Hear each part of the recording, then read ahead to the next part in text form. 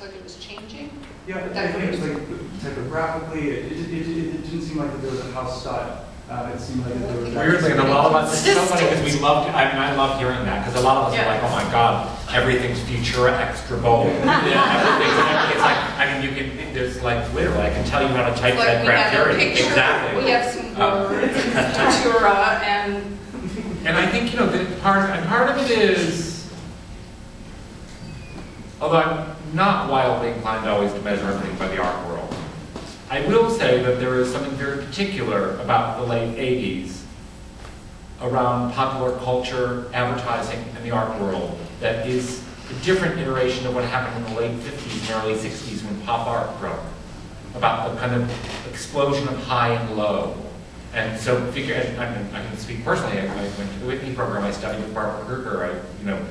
There were figures who were language-based feminist artists, or the work of someone like Richard Prince, or lesser-known artists like Robert Heineken, who I studied briefly with in Chicago. And there were so many references among this group of artists we might have admired, or the rest of it. There was something going on in the art world at that time where the vernacular form of advertising itself was a subject of interest.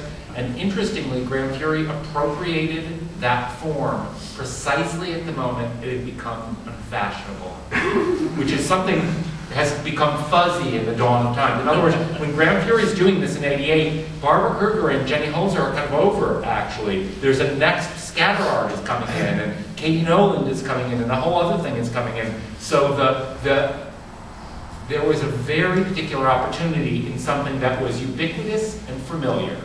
It was a language that people knew, but it was also degraded slightly. It didn't have adversarial edge anymore. And I don't know, that weird combination of that thing, of that form, which was exploited by other collectives like Group Material and a number of other collectives, exploited similar vernacular shifts, if I'm articulating it correctly.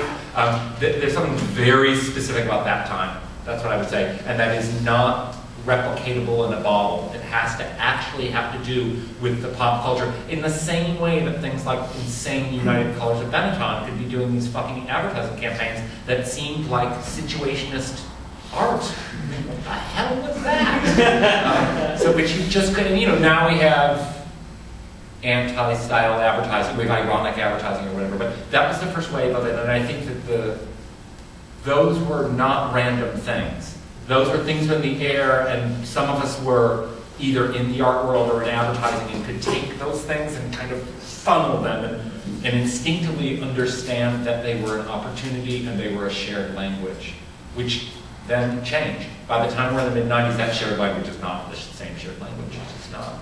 I think also that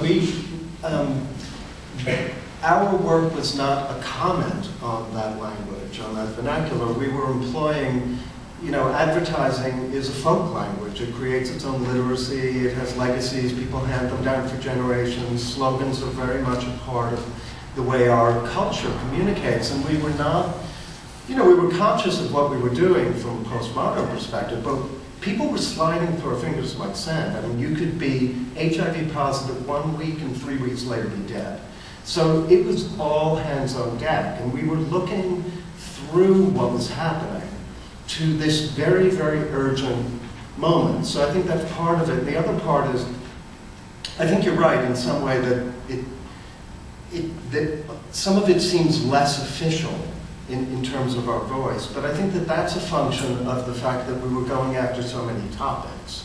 It was all about AIDS, but we were really drilling down with women's issues, and women don't get AIDS, they just die from it. It was part of a 4-year campaign to get the CDC to redefine AIDS so that women could actually be diagnosed with it.